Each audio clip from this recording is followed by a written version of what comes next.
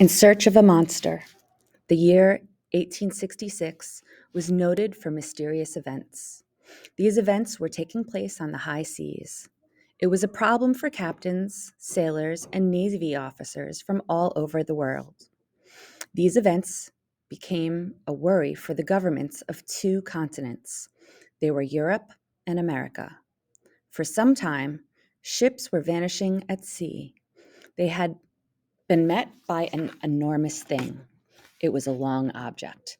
It was much larger than a whale. Some ships were never heard from again.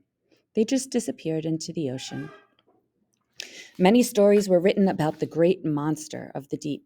The object was the talk of everyone on many continents. Everyone had their own opinion about the mysterious monster.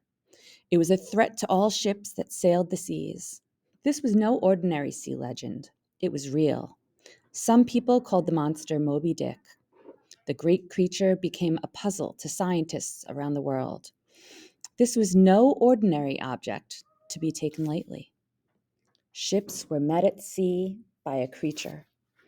Large ships were being struck by the object and almost split apart. No one had any answers to the mystery. In the year 1867, something strange happened. A large ship called Moravian was hit. Had it not been for the great strength of the ship, it would have gone down. There were 237 people on board. The Moravian was brought in to be looked over by an engineer. Shortly after, another ship was hit. It was called the Scotia. The ship was put into dry dock when it reached shore. The Scotia was looked over by an engineer. He was most surprised by what he found. He noted that something out of the ordinary and of great strength had left a strange mark on the ship. These findings led him to believe that the object could go backwards. People were angry. They wanted the seas to be rid of the monster. They wanted an end to the mystery. One day, Professor Aronnax of the Paris Museum visited the United States. He was an expert in several fields. He read and reread all the papers and news of the monster. He had no answers. The mystery puzzled him deeply. Professor Aronnax had two opinions. The first one was that it was an enormous monster of great strength. His second opinion was that it was some sort of ship with enormous power. The last idea brought many questions to his mind. Who could own such a machine? How could it be kept such a secret? Did some government own it? And for what reason? There were so many questions the professor could not answer. When Professor Aronnax came to New York, people questioned him. He had written a book called Mysteries of the Great Submarine Grounds.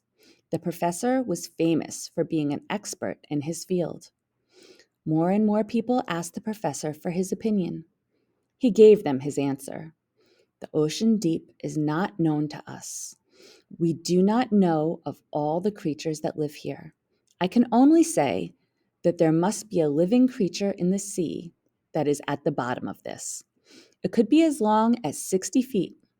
With all its power and strength, the creature is doing much harm in our waters.